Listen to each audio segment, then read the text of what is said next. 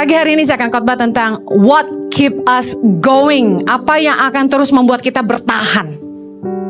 Apa yang akan membuat iman kita nggak goyah? Apa yang terus membuat kita semangat meskipun tantangan nggak mudah? Yang pertama, vision. Katakan vision. Yang kedua, wisdom. Katakan wisdom. Yang ketiga, katakan friends. Katakan friends. VWF ya. Yang pertama, saya akan bahas tentang visi. Amsal 29 ayat 18 berkata, bila tidak ada wahyu, menjadi liarlah rakyat. Berbahagialah orang yang berpegang pada hukum. Mari lihat terjemahan dalam KJV, King James Version. Dikatakan, where there is no vision, the people perish. Kalau nggak ada visi, maka umatku binasa. Penting sekali kita punya visi dalam hidup kita. Anak-anak perempuan yang mau nikah selalu tanya sama calon suamimu, apa tujuan hidup kamu? Apa yang kamu mau bangun ke depan? Where are we going? Seorang pria yang gak punya visi tentang masa depan gak akan bisa memimpin keluarganya. Ya jalanin aja lah. No. Kita mesti ngerti kita hidup buat apa. Visi membuat hidup kita tuh jadi punya arah, punya tujuan. Fokus kita lebih terarah, lebih tajam. Seperti Paulus berkata, kita tidak seperti petinju yang sembarangan memukul. Kalau kita punya tujuan, punya visi, keputusan kita lebih akurat. Harus ke kanan atau ke kiri. Saya suka terjemahan Net Bible. Dikatakan begini, when there is no prophetic vision, the people cast off restraint. Yang artinya, ketika tidak ada visi yang profetik, saya terjemahkan dalam bahasa sehari-hari ya, pewahyuan dari Tuhan tentang tujuan hidup kita. Kalau kita nggak punya pewahyuan dari Tuhan, untuk apa Tuhan menciptakan kita? Orang menjadi lepas kendali, liar, hidupnya nggak terarah, serampangan. Nggak heran kita lihat orang hidup tuh kayak nggak punya tujuan, hidup sembarangan, wasting time, buang-buang energi. Mereka nggak pakai waktu, tenaga mereka untuk tujuan yang pasti. Kita lihat anak muda nongkrong-nongkrong di pinggir jalan tanpa tujuan. Bahkan mereka kumpul-kumpul gak jelas. Ibu-ibu ngantar anak sekolah, ngumpul-ngumpul gak jelas. Why? Karena gak ada tujuan. Nah, hidup kita harusnya punya tujuan. Tadi pagi keren sekali kok bisa sehati. Kami gak bahas apa yang kami mau sampaikan, tapi suami saya bagikan tentang 3 tujuan Tuhan dalam hidup kita. Yang pertama, kehendak daulat Tuhan. Yang kedua, kehendak Tuhan secara moral. Dan yang ketiga, kehendak Tuhan secara spesifik. Nah, yang saya bagikan adalah kehendak Tuhan secara spesifik. Ini yang dimaksud dengan prophetic vision. Ketika saya ikut Tuhan tahun 94, gereja membimbing saya untuk saya baptis. Biasalah ya, gereja selalu gitu. Jiwa baru diajak baptis, lalu diajak komsel, lalu diajak pelayanan. Tidak pernah ada yang memberitahu saya bahwa hey, Tuhan itu punya kehendak dalam hidup kamu. Tuhan itu punya tujuan. Tuhan sudah mendesain sebuah masa depan buat kamu. Kamu harus berdoa sungguh-sungguh supaya kamu mengerti apa kehendak Tuhan untuk kamu. Tidak pernah ada yang kasih tahu saya itu, jujur aja. Semua cuma ngajarin firman, pemuritan, biasalah, Roh Kudus, baptisan, ini dan itu. Semua itu baik. Tapi ternyata mengerti tujuan Tuhan dalam hidup kita sangatlah penting. Visi dari Tuhan nggak sekedar membuat kita punya tujuan hidup. Hidup kita jadi lebih bermakna karena kita punya tujuan. Yang setuju katakan amin.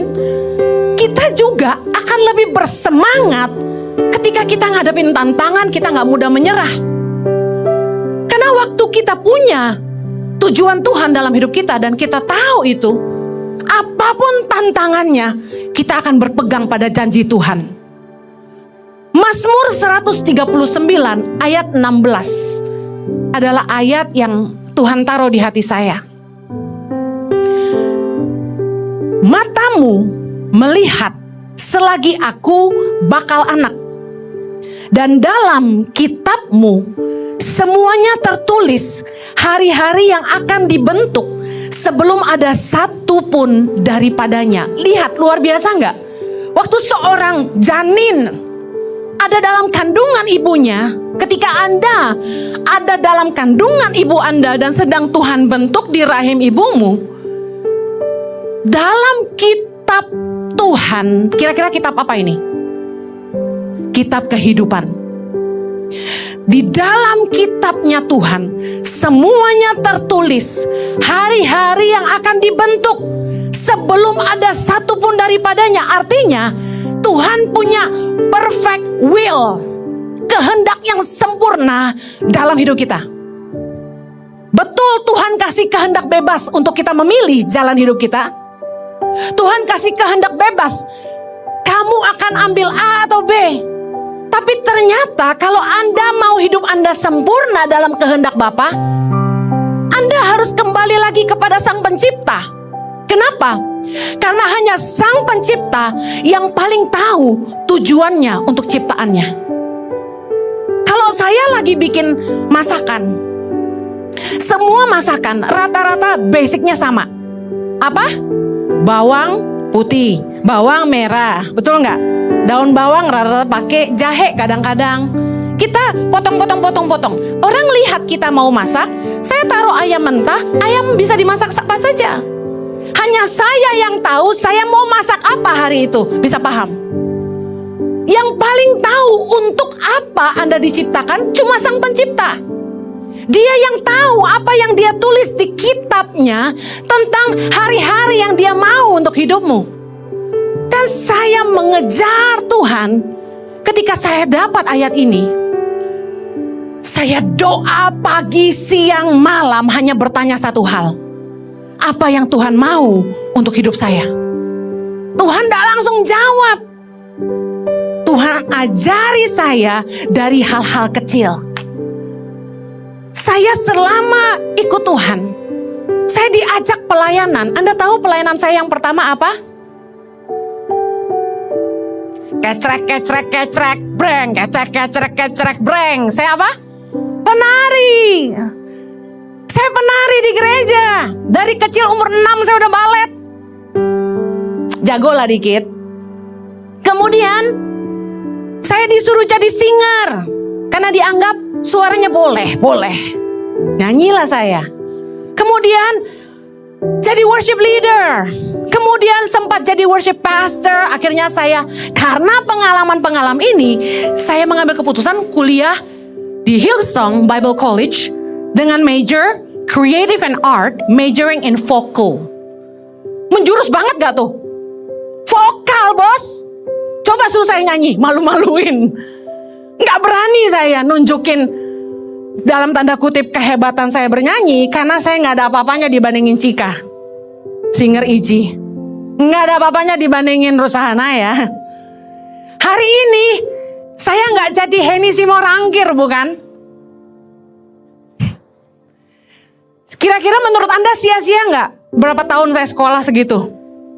Bayarin guru nyanyi saya setengah jam itu $30 Australian. Setengah jam. Saya kerja sejam $10. Kalau kita hitungan dagang, bokang tahu. Rugi, bocuan. Investasi sia-sia bertahun-tahun sekolah, buang waktu, buang uang. Gak balik tuh. Hari ini gua nyanyi gak ada yang bayar. Bisa paham maksud saya? Kenapa? Karena gak ada yang kasih tahu saya pelayanan itu baik. Saya gak bilang mimpin pujian itu gak baik. Tapi ternyata Tuhan punya kehendak yang sempurna bagi saya. Saya baru ngerti bahwa Tuhan panggil saya pertama untuk mengeluarkan orang dari kemiskinan. Yang kedua, Tuhan panggil saya untuk menyampaikan, untuk mengajar firman Tuhan. Saya nggak pernah tahu bahwa saya itu diberi kemampuan sama Tuhan untuk mengajar. Katanya kalau saya yang ngajar, orang jadi ngerti. Padahal versi marah-marah. Haters banyak yang bilang, khotbah kok marah-marah. Saya kasih tahu rahasia, jangan kasih tahu kemana-mana. Khusus jemaat ICI aja. Saya sendiri sebel dengerin saya khotbah. Jadi waktu rekaman itu diulang, sebenarnya nih bela diri dikit. 45 menit khotbah tuh nggak semuanya marah-marah. Bener nggak? Ada lucunya, ada bengongnya, campur aduk katanya kayak sayur asem. Tapi herannya justru bagian yang saya ngomong gak berhenti dan kenceng, itu yang viral. Ibu-ibu dengar saya bladadadadadada gitu, itu yang viral. Berarti orang lebih demen saya marah. Waktu COVID saya ngekhotbah depan kamera gak ada emosinya, diprotes. Begitu saya khotbah di mimbar, Pak Rizal langsung bilang gini, nah ini yang gue demen, dia bilang gitu. Berarti Anda lebih suka saya marah-marah. Ada istilah jemaat pengerja ICI, penekanan, bukan marah-marah. Yeremia 29 ayat 11. Sebab aku ini mengetahui rancangan-rancangan apa yang ada padaku mengenai kamu. Sebenarnya ini aja udah jelas ya, benar gak? Bahwa Tuhan punya rancangan gak buat Anda? Yeremia 29 dalam terjemahan firman Allah yang hidup. Saya dapat ini dari khotbah suami saya tadi pagi. Saya kaget kok sama ayatnya. Karena aku mengetahui segala rencanaku bagimu. Demikianlah firman Tuhan. Keren gak sih? Nah, Tuhan punya tujuan untuk hidup kita. Mari temukan tujuan Tuhan yang spesifik bagi hidup Anda. Apa sih yang Tuhan mau dengan kita? Karena begitu Anda mengerti apa tujuan Tuhan menciptakan hidupmu, kamu tuh sudah tidak ragu melangkah. Ibaratnya milih jurusan kuliah udah mantep. Sayangnya waktu saya nemu tujuan Tuhan dalam hidup saya udah umur 28. Mau kuliah lagi udah telat. Anak masih lahir baby, saya harus urus. Akhirnya saya learning by doing. Kita kalau punya visi dari Tuhan, saya kasih tahu, tantangan selalu ada. Percaya nggak saya ngalamin begitu banyak masalah di tangan pengharapan? Anda pikir menolong orang miskin gampang? Saya mau kasih tahu, pekerjaan yang tersulit yang saya pernah lakukan selama saya hidup adalah ngurusin orang. Kita yang mau nolong dia aja kayak dia yang nolong kita. Saya sampai ngemis. Please let me help your children. Saya dipalak-palak, dimintain duit, suruh bangunin rumah. Gereja minta dibangunin. Kayak gitu-gitu kalau masuk kampung tuh. Kalau nggak nurutin, ditutup jalan kita. Musuh saya bukan beda agama, yang seiman dan sejawatan. Tahu dong, lihat aja di YouTube. Tukang bakmi musuhnya tukang bakmi yang lain katanya. Ironi. Kesulitan saya memenangkan masyarakat adalah orang yang sama-sama percaya Yesus beda aliran, tidak suka.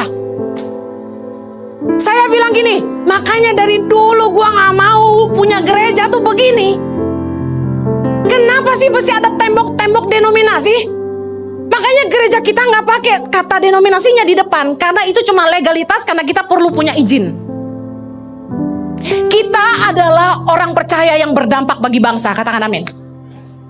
Saya gak mau pakai denominasi-denominasi. Saya bilang, itu cuma bikin kita jadi bangun tembok. Saya undang umat Katolik datang ke gereja ini. Saya undang agama lain boleh datang ke gereja ini. Saya nggak peduli mereka duduk dengan pakaian seperti apa. Mereka rindu dengar kebenaran. Dan menurut saya kebenaran, kasih buat semua agama bisa diterima. Kenapa harus bikin sesuatu yang membuat orang jadi nggak mendengarkan kebenaran? Saya udah bilang dari awal kita running gereja ini, kalau ada yang datang ke sini dan Anda lihat, ini gereja, jangan kasih tahu. Biar aja. Mungkin dia nyasar, puji Tuhan. Ada yang nyasar. Dia datang, dia masuk. Terus ada yang samperin. Mbak, salah tempat ya? Loh, ini bukan mall. Bukan katanya, ini gereja. Ya, dia pergi. Mesti jangan, biar aja. Mari, kalau Anda mau bertahan dalam hidup ini, Anda bisnis, Anda mesti tanya Tuhan. Tuhan, apa yang Tuhan mau saya lakukan di bisnis saya? Apa tujuan saya? Waktu Anda bekerja, doa, tanya Tuhan, saya kerja ini, Tuhan mau saya bikin apa? Percayalah, dimanapun engkau ditempatkan, Tuhan punya tujuan. Amen. Kalau kita punya tujuan, kita akan bertahan. Orang yang kerja di tangan pengharapan hanya mengharapkan upah, tidak akan bertahan lama. Tapi mereka yang punya visi yang sama, mereka akan bersama-sama. Sama dengan staff. Jangan cari karyawan yang gak punya visi yang sama. Kan Anda tidak bisa membangun bersama orang-orang yang tidak punya tujuan yang sama. Kalau Anda mau nikah, Anda harus pastikan Anda nikah dengan orang yang setujuan. Saya menemukan banyak pernikahan yang jadi tidak sepadan karena beda tujuan. Yang selanjutnya, apa yang membuat kita terus bertahan, what keep us going, adalah wisdom from God. Hikmat yang dari Tuhan. Tahun depan, Pak Presiden Jokowi bilang merupakan tahun-tahun yang genting. Genting tuh artinya gak mudah, banyak tantangan yang luar biasa. Hidup kita aja banyak tantangan, betul gak? Dari keluarga, rumah tangga. Iblis itu selalu berkeliling seperti singa yang mengaum-ngaum untuk mencari celah, untuk menyerang hidup kita, melemahkan iman kita dan menjatuhkan kita. Jaga hidupmu, jaga hatimu. Kita melayani, saya contoh hidup saya aja. Waktu saya siapin khotbah, hati saya harus bersih. Kalau hati saya tidak bersih, misalnya saya lagi marah sama suami saya lagi marah sama anak saya, atau marah sama siapa, hati saya tidak nyaman. Pasti tidak dapat apa-apa tuh. Karena Tuhan menjatuhkan hikmatnya dalam hati kita. Kenapa firman Tuhan berkata, Amsal 4 ayat 23, jagalah hatimu dengan segala kewaspadaan, karena dari situlah terpancar kehidupan. Karena Tuhan itu menaruh hikmatnya di hati kita. Makanya kita harus jaga hati kita. Kalau Anda menghadapi tantangan, dengar, Anda harus tenang. Damai sejahtera Allah yang Anda harus minta supaya Anda tenang. Kalau Anda tidak tenang, Anda kacau, Anda tidak bisa mendengar Tuhan. Makanya kita butuh sendirian. Bahasanya me time, waktu sendiri. Setiap hari di tengah-tengah jadwal Anda yang padat dari pagi sampai malam, Anda harus bisa menemukan waktu sendiri. Jangan pakai alasan waktu sendiri Anda pergi jauh-jauh, sebenarnya bukan sendiri. Sendiri plus yang satu itu. Bisa ngerti maksud saya? Waktu sendiri saya adalah ketika pagi hari, suami saya belum bangun, saya turun ke bawah, saya duduk dengan iPad saya taruh kopi di sampingnya, saya mulai merenung. Saya diam, saya merem sedikit, tanya Tuhan, apa yang Tuhan mau sampaikan buat saya. Tuhan mulai ajar saya. Kita harus belajar diam, tenang, dan fokus sama Tuhan. Kita gak boleh terus memusingkan, mikirin utang, mikirin ini, mikirin itu. Udah gak usah dipikirin. Ambil waktu tenang, karena kita butuh hikmat Tuhan. Waktu hidup menghadapi apapun, Anda harus punya waktu tenang dengan Tuhan, supaya dia menjatuhkan hikmatnya dalam hati kita.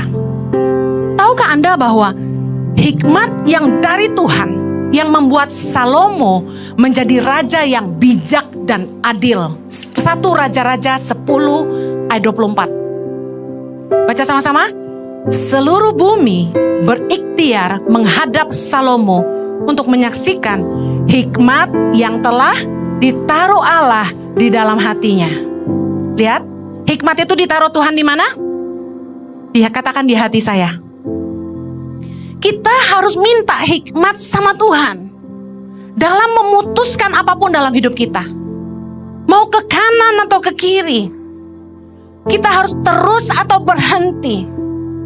Jangan banyak ngomong sama orang. Kalau punya masalah tuh ya boleh curhat. Tapi jangan kemana-mana. Curhat sama orang yang tepat, yang Anda bisa percaya. Orang yang bisa memberi masukan yang baik dalam hidup Anda. Nanti sebentar saya bahas itu di akhir. Tapi yang paling penting curhat sama Tuhan. Waktu berdoa, jangan terlalu banyak ngomong. Saya tahu waktu Anda stres, Anda punya banyak kebutuhan, Anda pengen cerita sama Tuhan. Tuhan, gini, boleh. Tapi izinkan beri waktu sebentar, diam di kaki Tuhan. Izinkan dia bicara dalam hatimu. Tuhanlah sumber hikmat kita. Kolose 2 ayat yang ketiga. Sebab di dalam Dialah tersembunyi segala harta hikmat dan pengetahuan. Tahukah Anda, hikmat yang dari Tuhan membuat Anda cerdas, membuat Anda mengerti banyak hal yang mungkin Anda tidak pernah pelajari sebelumnya. Tadi saya jelaskan bahwa saya kuliah di Hillsong, jurusannya Creative and Art, majoring in Vocal. Ada nggak hubungannya sama pelayanan saya hari ini? Saya punya yayasan Tangan Pengharapan yang notabene ngurusin orang miskin, orang-orang yang membutuhkan. Itu nggak dipelajari di Hillsong. Nggak ada pelajaran itu. Untuk bikin program, untuk bikin project, bikin SOP, bikin sistem di yayasan. Bagaimana bisa control center ada 85, ada 6.100 anak seluruh Indonesia. Ada 8 asrama, ada 1 mobile klinik. Ada beberapa tim pemberdayaan di seluruh Indonesia. Bagaimana kontrol mereka semua? Saya kasih tahu kenapa saya bisa bikin program, kenapa saya bisa bikin project, bagaimana saya bikin sistem, dan lain sebagainya. Hikmat dari Tuhan. Hikmat dari Tuhan memampukan kita mengerjakan hal-hal yang Dia mau kita kerjakan tanpa kita pelajari sebelumnya. Saya bisa bicara sama guru-guru pedalaman Tangan Pengharapan di annual meeting setiap tahun seperti kemarin. Saya harus ngomong sama semua perwakilan dari seluruh daerah tanpa bawa catatan. Saya tidak bawa iPad saya tidak buka buku, saya tidak pakai PPT, saya duduk dan cerita sama mereka. Seperti seorang mama. Saya ngomong 1 jam. Semua dari hati saya. Kenapa? Karena hikmat itu tidak ada di buku. Hikmat itu tidak ada di otak. Hikmat itu di hatimu. Tuhan mengajari kita banyak hal kalau kita bergantung pada hikmat dari Tuhan. Makanya ada lagu yang berkata, percayalah kepada Tuhan dengan segenap hatimu. Tahu lagu itu? Dan jangan bersandar kepada pengertianmu sendiri. Itu Amsal 3 ayat 5. Mengajar kita supaya kita percayalah kepada Tuhan dengan segenap hatimu. Dan janganlah bersandar kepada pengertianmu sendiri. Kita harus percaya bahwa Tuhan Maha Tahu. Anda gak bisa bilang, saya ini master bisnis lulusan Harvard. Urusan bisnis udah, Tuhan jangan urus-urus. Tuhan urus gereja aja. Tuhan gak ngerti apa-apa soal bisnis saya. Enggak. You won't believe it. He's the master of everything. Amen. Dia pencipta segalanya. Apa yang dia gak tahu? Anda jangan sok tahu. Malah itu harusnya. Belajar ngandelin hikmat Tuhan itu sumber kemenangan kita. Anda pikir ngurus anak gampang? Ngurus anak menurut saya pekerjaan tersulit di dunia ini. Anak kalau udah mulai lebih dari 12 tahun, itu kayak batang pisang udah berubah jadi jati. Udah gak bisa dibengkok-bengkokin. Susah setengah mati. Mau nakal-nakal, mau baik-baik.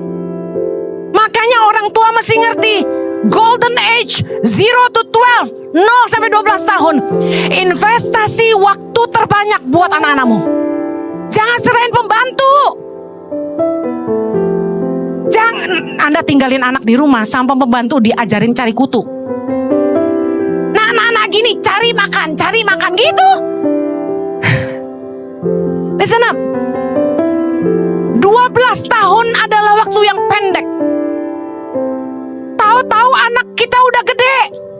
Betul gak? Begitu remaja udah kenal pacar, udah bisa naksir orang, kunci pintu, itu tanda berubahnya. Pengalaman gue. Udah mulai lampu diremang-remangin di kamarnya. Mama, mau beli lampu yang bisa warna kuning, pink, biru. Aduh kenapa nih anak? Pintu udah kunci, lagu setel kencang-kencang. Apa sih lagunya? Gue soalnya gak tahu lagu dunia. Katakanlah lagu gini. Apa ya? Pokoknya gue gak tahu. Gue bilang ini kenapa sih dengerinnya lagu begini? Pokoknya lagu cinta-cinta. Apaan sih, geli banget gue. Kan dia masih kecil ya kan. Saya pikir kita udah terlambat menyadari anak kita udah besar. Dia udah ngerti banyak hal. Udah gak gampang dikasih tahu. Saya tuh minta hikmat sama Tuhan bagaimana ngadepin anak 3 ini. Puji Tuhan tuh anak saya tuh anak baik-baik gitu loh. Gak ada yang nakal ekstrim gitu. Tuhan tahu kali ya kemampuan saya, gak sanggup saya. Bisa gila. Udah mesti khotbah, anak pendeta bandel. Aduh mau gimana saya. Puji Tuhan loh, anak saya tuh gak aneh-aneh. Tapi tetap ada tantangannya guys. Saya minta hikmat sama Tuhan. Ini gimana anak saya Tuhan. Saya percaya Anda yang punya anak-anak remaja, ngangguk-ngangguk dong biar gue berasa gue gak sendirian gitu loh. Katakan saya butuh hikmat Tuhan. Yeah. Hikmat itu menolong kita menghadapi tantangan, menemukan jalan keluar, kreatif dalam berpikir. Anda yang kerja, jangan nyontek karya orang lain terus. Minta hikmat sama Tuhan, saya harus bikin karya apa? Saya kasih tahu, jadilah orang yang terdepan, jangan jadi orang yang fotokopi orang lain. Tahukah Anda kelebihan dari orang-orang yang terdepan? Waktu orang mulai kopi-kopi dia, kita udah duluan. Saya lihat teman-teman pendeta lain pada bikin 60 minutes worship, ditambahin belakang dan depannya atau di Indonesiain. 60 menit penyembahan apa gitu. Ada lagi 60 minute worship apa gitu. Berani lagi WA ke saya. Saya senang. Karena Ici menginspirasi. Bukankah kita senang ketika hidup kita berdampak? Memang itu, live to impact. Tapi saya jadi ketawa sih pikir gini. Lu cuma gini loh, lu cuma butuh doa dan minta hikmat sama Tuhan. Lu mesti bikin apa? Jangan copy orang lain terus. Suami saya orang yang suka belajar. Dia selalu lihat-lihat gereja lain bikin apa, tapi kita gak copy mereka. Saya bilang, Jo, just for knowledge, it's fine. Copycat, no way. We have to have our own color. Kita masih punya warna sendiri. Kita harus belajar dari orang lain. Kita bukan Superman, Superwoman. Tapi saya selalu percaya bahwa hikmat Tuhan terutama. Apa yang Tuhan mau buat gereja kita? Contoh, Tuhan taruh di hati saya waktu Jojo bilang, Henny, kita bikin gereja onsite yuk. Saya bilang, Tuhan berkenan gak? Tuhan bilang gini, jawab kebutuhan jemaat. Saya pikir kebutuhan jemaat apa? Tuhan bilang gini, orang percaya gagal dalam 3 area ini. Gerejamu harus fokus di sini. Apa yang pertama? Marriage and parenting. Orang percaya banyak gagal dalam hubungan dan pernikahan. Kita harus jadi teladan di rumah sendiri. Amin. Yang kedua, orang Kristen banyak gagal, gak jadi saksi di dunia kerja dan usaha. Katanya kalau udah join bisnis sama sesama orang Kristen, waduh bocai lah. Jangan pernah join bisnis sama orang Kristen, berarti kan parah. Di dunia kerja, orang Kristen penuh kasih karunia tanda kutip. Diskon kerja keras, kerja terlambat, pulang pagian, alasannya latihan. Apalagi kalau tahu bosnya Kristen, udah habis dikadalin deh. Telepon kantor buat konseling katanya. Fotokopi mesin buat bahan sekolah minggu katanya. Saya nekanin banget bagaimana kita harus jadi terang di dunia kerja. Di tengah-tengah dunia usaha, kita harus punya warna yang berbeda. Kalau orang buka bisnis buat cari cuan aja, anak Tuhan buka bisnis untuk nolong orang. Amen. Yang ketiga, Tuhan kasih hikmat sama saya. Orang percaya itu banyak gagal dalam keuangan. Orang tuh miskin bukan karena gak punya penghasilan. Orang miskin bukan karena gak punya uang, tapi karena tidak bijak mengelola keuangan. Jadi Tuhan mulai taruh 3 hal itu. Dari mana saya dapat itu?